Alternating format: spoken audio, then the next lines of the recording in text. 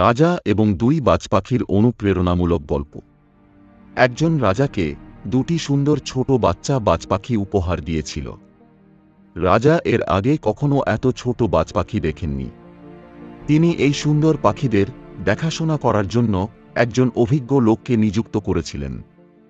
সময়ের সাথে সাথে ভালো যত্নের সাথে এই বাজপাখিগুলি অসাধারণ শক্তিশালী হতে শুরু করে।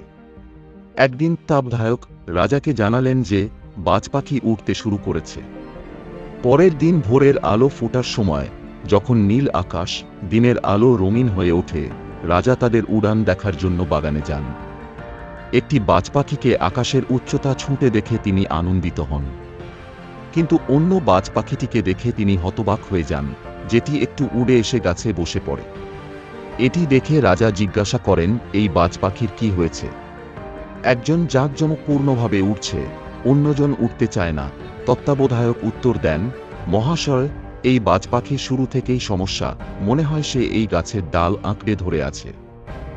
রাজা উভয় বাজপাখিকে খুব ভালোবাসতেন এবং তিনি অন্য বাজপাখিটিকেও আকাশে উঁচুতে উঠতে দেখতে চেয়েছিলেন। পরের দিন সমগ্র রাজ্যে ঘোষণা করা হয়েছিল যে রাজার আদেশে যে কেউ এই বাজপাখিটিকে উড়াতে পারবে তাকে প্রচুর পুরস্কৃত করা হবে। এরপর শীঘ্রই প্রাসাদটি রাজ্যের বিভিন্ন প্রান্ত থেকে পণ্ডিত এবং অভিজাত ব্যক্তিদের দ্বারা পরিপূর্ণ হয়ে ওঠে। প্রত্যেকেই বাজপাখিটিকে উড়ানোর জন্য তাদের ভাগ্য চেষ্টা করে, কিন্তু সবই বৃথা যায়। সপ্তাহ কেটে গেলেও পাখিটির কোনো পরিবর্তন হল না। একদিন রাজা অবাক হয়ে গেলেন, দুটি বাজপাখি আকাশে উঁচুতে উঠছিল। রাজা তৎক্ষণাৎ জানতে চাইলেন কোন মহান ব্যক্তি এই কীর্তিটি করেছেন। পরের দিন একটি সাধারণ লোক দরবারে হাজির হল। তাকে স্বর্ণমুদ্রা এবং ধনসম্পদ দিয়ে পুরস্কৃত করা হল। রাজা জিজ্ঞাসা করলেন, তুমি অসম্ভব কাজ করেছ, শুধু বলো কিভাবে বাজপাখিটিকে উড়াতে সফল হলে, যা মহান পণ্ডিতরা করতে পারেনি। আমি একজন সাধারণ কৃষক। যখন আমি লক্ষ্য করলাম যে বাজপাখিটি আরামে ডালে বসে আছে, তখন আমি সেই ডালটি কেটে ফেললাম যেটিতে সে আগে বসত। যখন বাজপাখিটি লক্ষ্য করল যে ডালটি সেখানে নেই, তখন সে তার সঙ্গীর সাথে উঁচুতে উঠতে শুরু করল।